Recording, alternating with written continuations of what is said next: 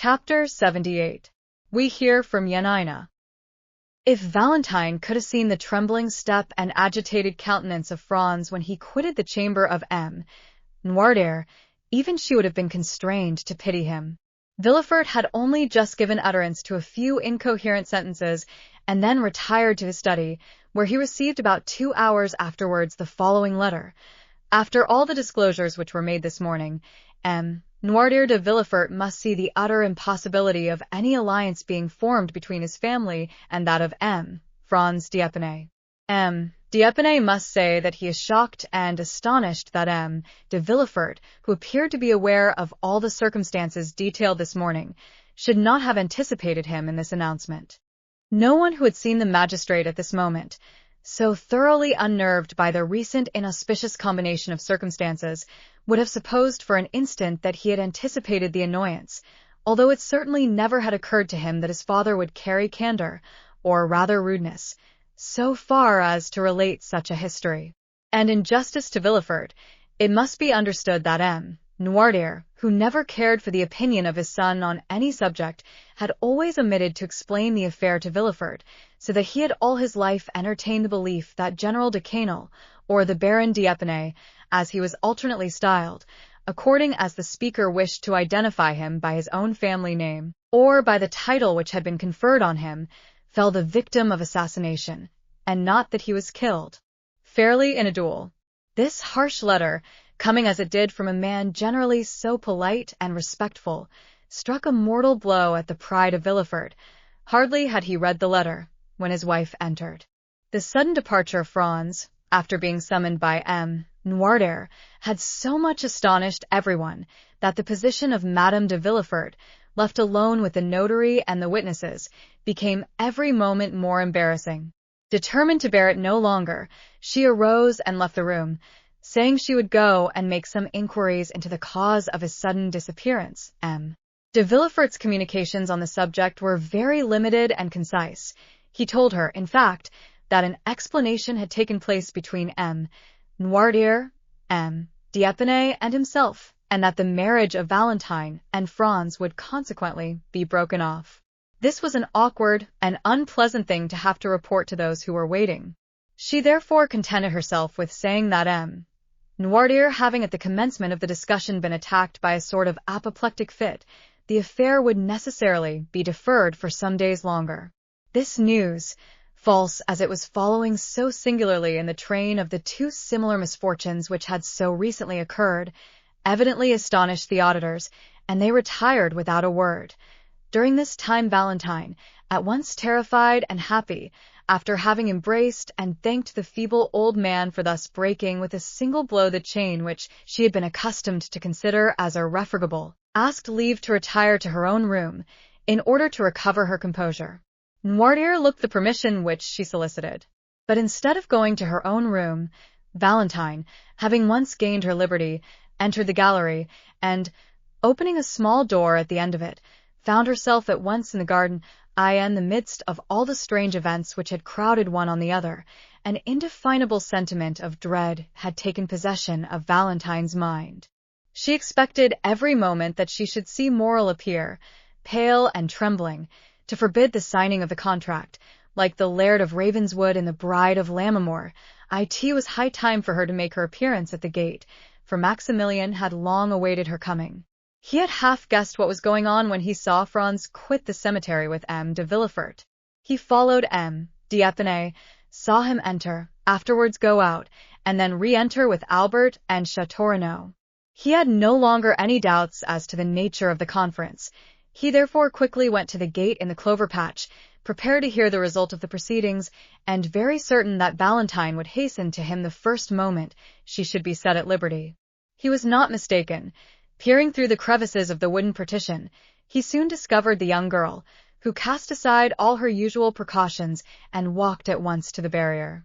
The first glance which Maximilian directed towards her entirely reassured him, and the first words she spoke made his heart bound with delight.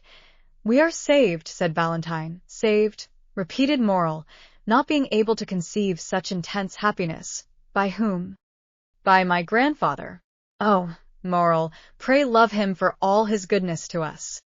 Morel swore to love him with all his soul, and at that moment he could safely promise to do so, for he felt as though it were not enough to love him merely as a friend or even as a father. He worshipped him as a god. But tell me, Valentine, how has it all been effected? What strange means has he used to compass this blessed end? Valentine was on the point of relating all that had passed, but she suddenly remembered that in doing so she must reveal a terrible secret which concerned others as well as her grandfather, and she said, "At some future time, I will tell you all about it." "But when will that be?" "When I am your wife." The conversation had now turned upon a topic so pleasing to Morel that he was ready to accede to anything that Valentine thought fit to propose, and he likewise felt that a piece of intelligence, such as he just heard, ought to be more than sufficient to content him for one day. However, he would not leave without the promise of seeing Valentine again the next night.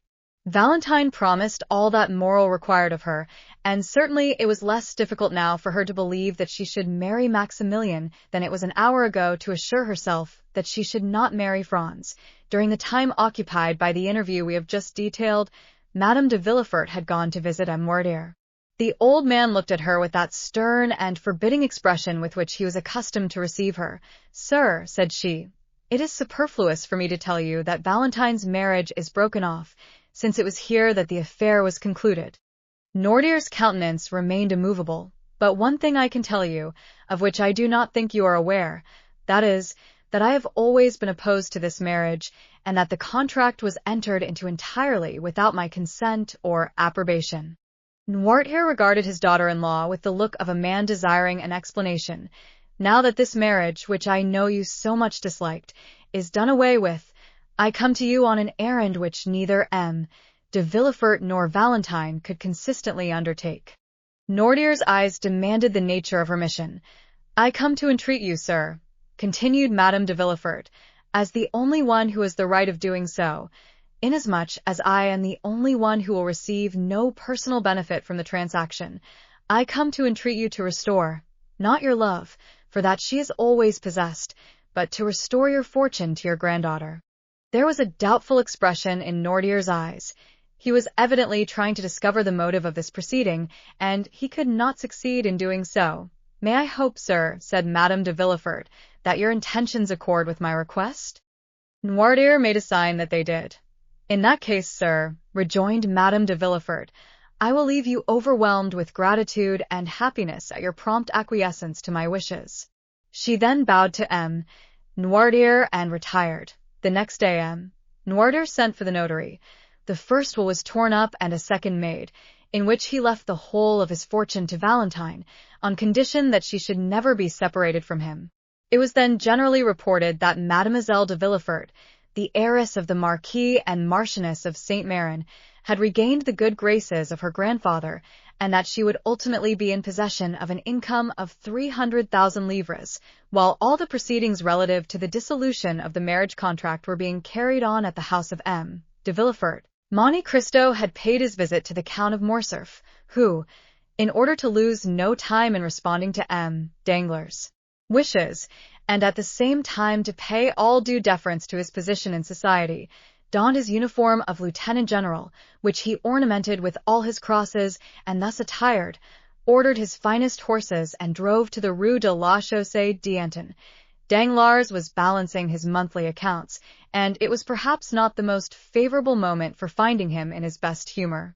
At the first sight of his old friend, Danglars assumed his majestic air and settled himself in his easy chair. Morcerf, usually so stiff and formal, accosted the banker in an affable and smiling manner, and, feeling sure that the overture he was about to make would be well received, he did not consider it necessary to adopt any maneuvers in order to gain his end, but went at once straight to the point. "Well, Baron," said he, "here I am at last.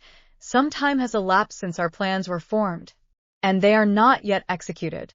Morcerf paused at these words, quietly waiting till the cloud should have dispersed which had gathered on the brow of Danglars, and which he attributed to his silence.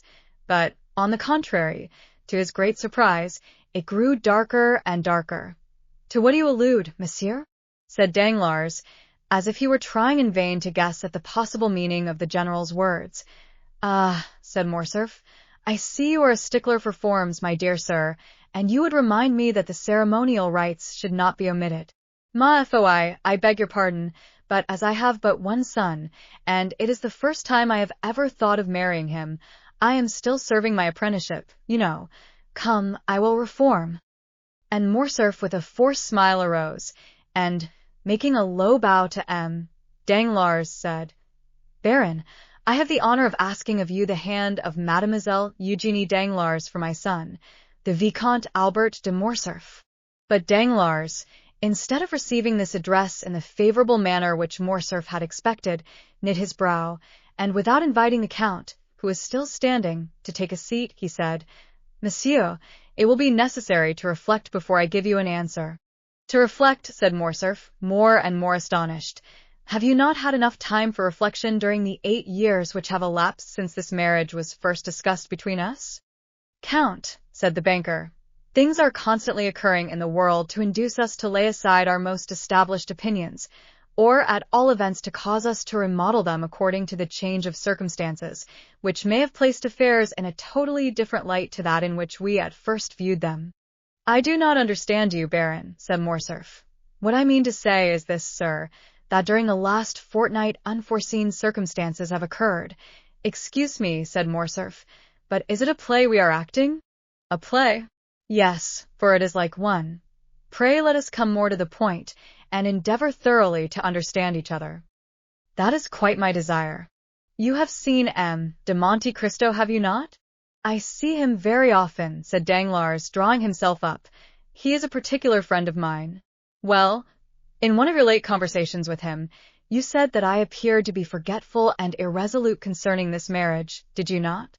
I did say so. Well, here I am, proving at once that I am really neither the one nor the other, by entreating you to keep your promise on that score. Danglars did not answer. Have you so soon changed your mind? Added Morcerf, or have you only provoked my request that you may have the pleasure of seeing me humbled? Danglars, seeing that if he continued the conversation in the same tone in which he had begun it, the whole thing might turn out to his own disadvantage, turned to Morcerf and said, Count, you must doubtless be surprised at my reserve, and I assure you it costs me much to act in such a manner towards you. But believe me when I say that imperative necessity has imposed the painful task upon me. These are all so many empty words, my dear sir, said Morcerf. They might satisfy a new acquaintance, but the Comte de Morcerf does not rank in that list, and when a man like him comes to another, recalls to him his plighted word, and this man fails to redeem the pledge, he has at least a right to exact from him a good reason for so doing. Danglars was a coward, but did not wish to appear so. He was piqued at the tone which Morcerf had just assumed. I am not without a good reason for my conduct, replied the banker. What do you mean to say? I mean to say that I have a good reason, but that it is difficult to explain. You must be aware, at all events, that it is impossible for me to understand motives before they are explained to me, but one thing at least is clear, which is, that you decline allying yourself with my family. No, sir, said Danglars, I merely suspend my decision, that is all. And do you really flatter yourself that I shall yield to all your caprices, and quietly and humbly await the time of again being received into your good graces? Then, Count, if you will not wait, we must look upon these projects as if they had never been entertained. The Count bit his lips till the blood almost started, to prevent the ebullition of anger which his proud and irritable temper scarcely allowed him to restrain, understanding, however, that in the present state of things the laugh would decidedly be against him. He turned from the door, towards which he had been directing his steps, and again confronted the banker. A cloud settled on his brow, evincing decided anxiety and uneasiness, instead of the expression of offended pride which had lately reigned there. My dear Danglars, said Morcerf, we have been acquainted for many years, and consequently we ought to make some allowance for each other's failings. You owe me an explanation, and really it is but fair that I should know what circumstance has occurred to deprive my son of your favor. It is from no personal ill-feeling towards the Viscount. That is all I can say, sir, replied Danglars, who resumed his insolent manner as soon as he perceived that Morcerf was a little softened and calmed down. And towards whom do you bear this personal ill-feeling, then? Said Morcerf, turning pale with anger. The expression of the Count's face had not remained unperceived by the banker. He fixed on him a look of greater assurance than before, and said, "You may, perhaps, be better satisfied that I should not go farther into particulars." A tremor of suppressed rage shook the whole frame of the Count, and making a violent effort over himself, he said, "I have a right to insist on your giving me an explanation. Is it Madame de Morcerf who has displeased you? Is it my fortune which you find insufficient? Is it because my opinions differ from yours?" "Nothing of the kind, sir," replied Danglars. "If such had been the case, I only should have been to blame, inasmuch as I was aware of all these things when I made the engagement. No, do not seek any longer to discover the reason. I really am quite ashamed to have been the cause of your undergoing such severe self-examination.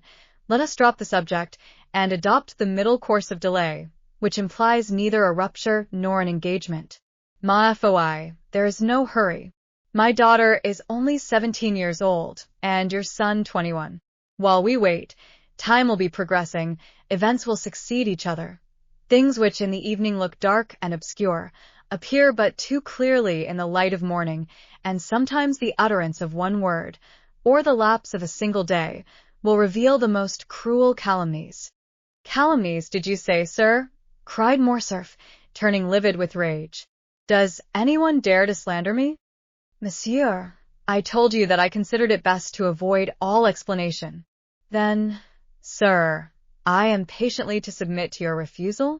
"Yes, sir, although I assure you the refusal is as painful for me to give as it is for you to receive, for I had reckoned on the honor of your alliance, and the breaking off of a marriage contract always injures the lady more than the gentleman." "Enough, sir," said Morcerf. "We will speak no more on the subject." And clutching his gloves in anger, he left the apartment. Danglars observed that during the whole conversation Morcerf had never once dared to ask if it was on his own account that Danglars recalled his word. That evening he had a long conference with several friends, and M. Cavalcanti, who had remained in the drawing-room with the ladies, was the last to leave the banker's house. The next morning, as soon as he awoke, Danglars asked for the newspapers.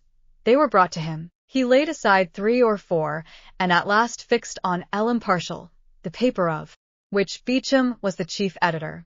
He hastily tore off the cover, opened the journal with nervous precipitation, passed contemptuously over the Paris jottings, and arriving at the miscellaneous intelligence, stopped with a malicious smile at a paragraph headed "We hear from Yanina." "Very good," observed Danglars after having read the paragraph.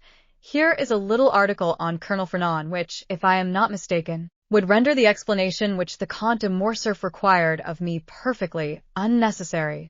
At the same moment, that is, at 9 o'clock in the morning, Albert de Morcerf, dressed in a black coat buttoned up to his chin, might have been seen walking with a quick and agitated step in the direction of Monte Cristo's house in the Champs-Élysées.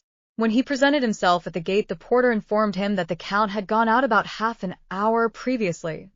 "Did he take Baptistin with him?" "No, my lord." "Call him, then. I wish to speak to him."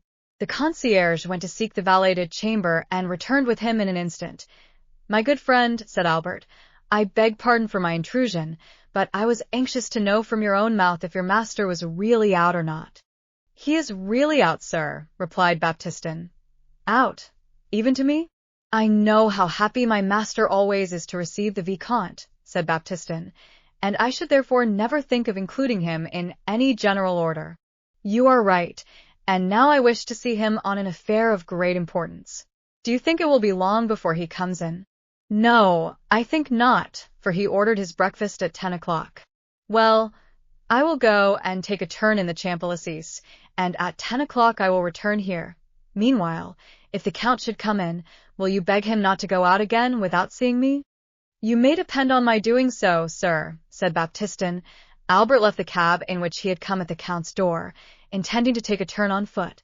As he was passing the Allée de Veuves, he thought he saw the Count's horses standing at Gosset's shooting gallery. He approached and soon recognized the coachman.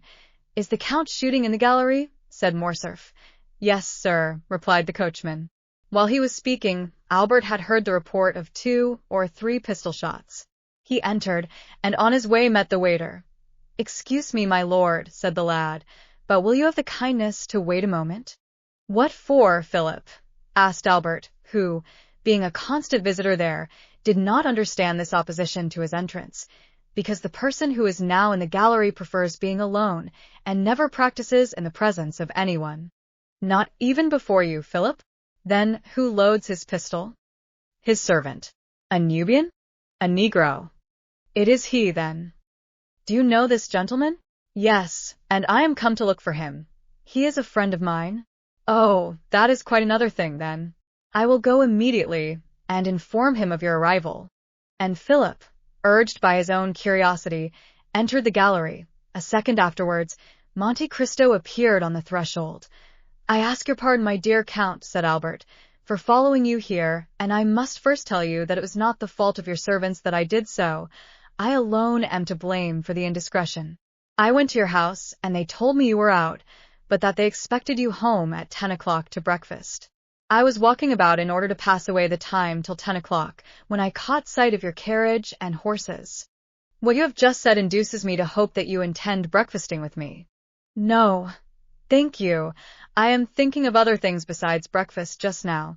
Perhaps we may take that meal at a later hour and in worse company. What on earth are you talking of? I am to fight today. For what? For the sake of fighting. Yes, I understand that. But what is the quarrel? People fight for all sorts of reasons, you know. I fight in the cause of honor. Ah, that is something serious. So serious that I come to beg you to render me a service. What is it? To be my second. That is a serious matter, and we will not discuss it here. Let us speak of nothing till we get home. Ollie, bring me some water. The Count turned up his sleeves and passed into the little vestibule where the gentlemen were accustomed to wash their hands after shooting. Come in, my lord, said Philip in a low tone, and I will show you something droll. Morcerf entered, and in place of the usual target, he saw some playing cards fixed against the wall.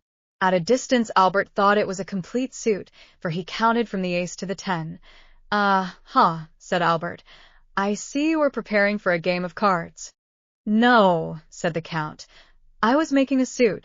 How? Said Albert. Those are really aces and twos which you see, but my shots have turned them into 3s, 5s, 7s, 8s, 9s, and 10s. Albert approached.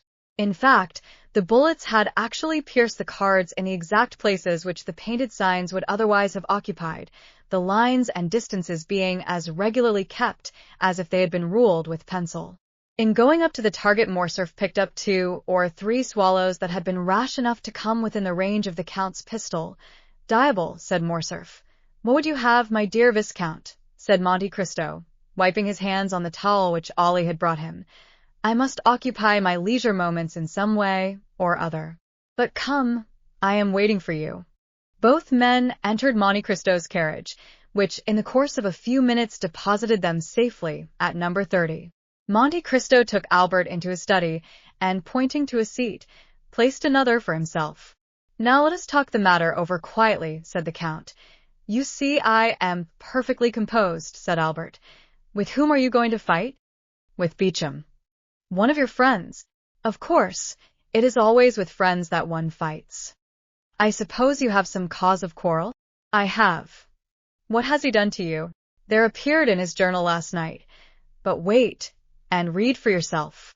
And Albert handed over the paper to the Count, who read as follows.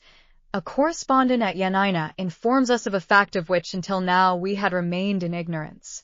The castle which formed the protection of the town was given up to the Turks by a French officer named Fernand, in whom the Grand Vizier, Ali Tepelini, had reposed the greatest confidence. Well, said Monte Cristo, what do you see in that to annoy you? What do I see in it? Yes. What does it signify to you if the castle of Yanina was given up by a French officer? It signifies to my father, the Count of Morcerf, whose Christian name is Fernand. Did your father serve under Ali Pasha? Yes, that is to say, he fought for the independence of the Greeks, and hence arises the calumny. Oh, my dear Viscount, do talk reason. I do not desire to do otherwise. Now, just tell me who the devil should know in France that the officer Fernand and the Count of Morcerf are one and the same person? And who cares now about Yanina? which was taken as long ago as the year 1822 or 1823. That just shows the meanness of this slander. They have allowed all this time to elapse, and then all of a sudden rake up events which have been forgotten to furnish materials for scandal, in order to tarnish the luster of our high position.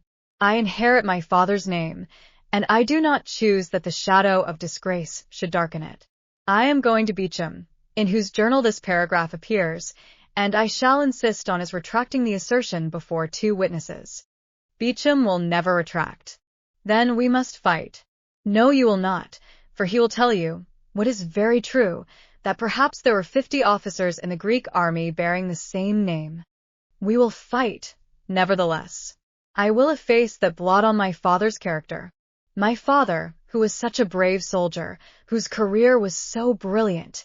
Oh, well, he will add, we are warranted in believing that this Fernand is not the illustrious Count of Morcerf, who also bears the same Christian name. I am determined not to be content with anything short of an entire retractation. And you intend to make him do it in the presence of 2 witnesses, do you? Yes. You do wrong. Which means, I suppose, that you refuse the service which I asked of you? You know my theory regarding duels. I told you my opinion on that subject, if you remember, when we were at Rome. Nevertheless, my dear Count, I found you this morning engaged in an occupation but little consistent with the notions you profess to entertain. Because, my dear fellow, you understand one must never be eccentric. If one's lot is cast among fools, it is necessary to study folly.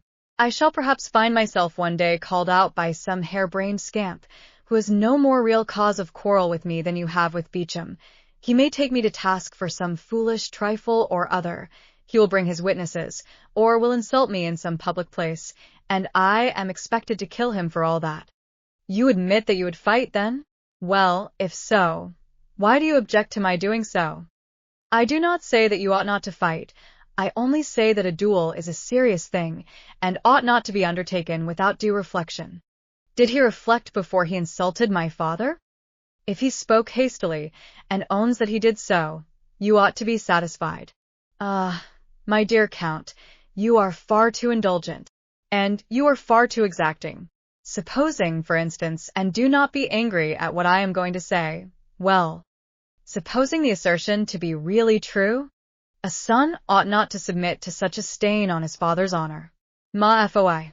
We live in times when there is much to which we must submit. That is precisely the fault of the age. And, do you undertake to reform it? Yes, as far as I am personally concerned. Well, you are indeed exacting, my dear fellow. Yes, Yanina. Are you quite impervious to good advice? Not when it comes from a friend. And, do you account me that title? Certainly I do. Well, then, before going to Beecham with your witnesses, seek further information on the subject. From whom? From Haydée. Why, what can be the use of mixing a woman up in the affair? What can she do in it? She can declare to you, for example, that your father had no hand whatever in the defeat and death of the vizier, or if by chance he had, indeed, the misfortune to. I have told you, my dear Count, that I would not for one moment admit of such a proposition. You reject this means of information, then? I do, most decidedly. Then let me offer one more word of advice. Do so, then, but let it be the last. You do not wish to hear it, perhaps? On the contrary, I request it. Do not take any witnesses with you when you go to Beecham. Visit him alone. That would be contrary to all custom. Your case is not an ordinary one. And what is your reason for advising me to go alone? Because then the affair will rest between you and Beecham. Explain yourself. I will do so. If Beecham be disposed to retract, you ought at least to give him the opportunity of doing it of his own free will. The satisfaction to you will be the same. If, on the contrary, he refuses to do so, it will then be quite time enough to admit 2 strangers into your secret. They will not be strangers. They will be friends. But the friends of today are the enemies of tomorrow, Beecham, for instance. So you recommend. I recommend you to be prudent. Then you advise me to go alone to Beecham? I do, and I will tell you why. When you wish to obtain some concession from a man's self-love, You must avoid even the appearance of wishing to wound it. I believe you are right. I am glad of it. Then I will go alone. Go. But you would do better still by not going at all. That is impossible. Do so, then. It will be a wiser plan than the first which you proposed. But if, in spite of all my precautions, I am at last obliged to fight, will you not be my second? My dear Viscount, said Monte Cristo gravely, you must have seen before today that at all times and in all places I have been at your disposal, but the service which you have just demanded of me is one which it is out of my power to render you. Why? Perhaps you may know at some future period, and in the meantime I request you to excuse my declining to put you in possession of my reasons. Well, I will have Franz and Châteaurenaud. They will be the very men for it. Do so, then. But if I do fight, you will surely not object to giving me a lesson or two in shooting and fencing? That, too, is impossible. What a singular being you are! You will not interfere in anything. You are right. That is the principle on which I wish to act. We will say no more about it, then. Goodbye, Count. Morcerf took his hat and left the room. He found his carriage at the door, and doing his utmost to restrain his anger, he went at once to find Beauchamp, who was in his office. It was a gloomy, dusty-looking apartment, such as journalists' offices have always been from time immemorial. The servant announced Albert de Morcerf. Beauchamp repeated the name to himself, as though he could scarcely believe that he had heard aright, and then gave orders for him to be admitted. Albert entered. Beauchamp uttered an exclamation of surprise on seeing his friend leap over and trample underfoot all the newspapers which were strewed about the room. This way, my dear Albert," said he, holding out his hand to the young man. "Are you out of your senses, or do you come peaceably to take breakfast with me? Try and find a seat. There is one by that geranium, which is the only thing in the room to remind me that there are other leaves in the world besides leaves of paper." "Beauchamp," said Albert, "it is of your journal that I come to speak." "Indeed? What do you wish to say about it?" "I desire that a statement contained in it should be rectified." "To what do you refer? But pray sit down." "Thank you," said Albert, with a cold and formal bow. "Will you now have the kindness to explain the nature of the statement which has displeased you? An announcement has been made which implicates the honor of a member of my family." "What is it?" said Beauchamp, much surprised. "Surely you must be mistaken. The story sent to you from Yanina." "Yanina?" "Yes. Really you appear to be totally ignorant of the cause which brings me here." "Such is really the case, I assure you, upon my honor." "Baptiste, give me yesterday's paper," cried Beauchamp. "Here, I have brought mine with me," replied Albert. Beauchamp took the paper and read the article to which Albert pointed in an undertone. "You see it is a serious annoyance," said Morcerf, when Beauchamp had finished the perusal of the paragraph. "Is the officer referred to a relation of yours, then?" demanded the journalist. "Yes," said Albert, blushing. "Well, what do you wish me to do for you?" said Beauchamp mildly. "My dear Beauchamp, I wish you to contradict this statement." Beauchamp looked at Albert with a benevolent expression. "Come," said he, "this matter will want a good deal of talking over. A retractation is always a serious thing, you know. Sit down, and I will read it again." Albert resumed his seat, and Beauchamp read, with more attention than at first, the lines denounced by his friend. "Well," said Albert in a determined tone, "you see that your paper has insulted a member of my family, and I insist on a retractation being made." "You insist?" "Yes, I insist." "Permit me to remind you that you are not in the chamber, my dear Viscount." "Nor do I wish to be there," replied the young man, rising. "I repeat that I am determined to have the announcement of yesterday contradicted." "You have known me long enough," continued Albert, biting his lips convulsively, for he saw that Beauchamp's anger was beginning to rise. "You have been my friend, and therefore sufficiently intimate with me to be aware that I am likely to maintain my resolution on this point." "If I have been your friend, Morcerf, your present manner of speaking would almost lead me to forget that I ever bore that title. But wait a moment. Do not let us get angry, or at least not yet. You are irritated and vexed. Tell me how this Fernand is related to you." "He is merely my father," said Albert. "Fernand Mondego, Count of Morcerf, an old soldier who has fought in 20 battles and whose honorable scars they would denounce as badges of disgrace. Is it your father? Said Beauchamp. That is quite another thing. Then I can well understand your indignation, my dear Albert. I will look at it again. And he read the paragraph for the third time, laying a stress on each word as he proceeded. But the paper nowhere identifies this Fernand with your father. No, but the connection will be seen by others, and therefore I will have the article contradicted. At the words I will, Beauchamp steadily raised his eyes to Albert's countenance, and then, as gradually lowering them, he remained thoughtful for a few moments. You will retract this assertion, will you not, Beauchamp? Said Albert with increased though stifled anger. Yes, replied Beauchamp. Immediately, said Albert, when I am convinced that the statement is false. What? The thing is worth looking into, and I will take pains to investigate the matter thoroughly. But what is there to investigate, sir? Said Albert, enraged beyond measure at Beauchamp's last remark. If you do not believe that it is my father, say so immediately. And if, on the contrary, you believe it to be him, state your reasons for doing so. Beauchamp looked at Albert with a smile which was so peculiar to him, and which in its numerous modifications served to express every varied emotion of his mind.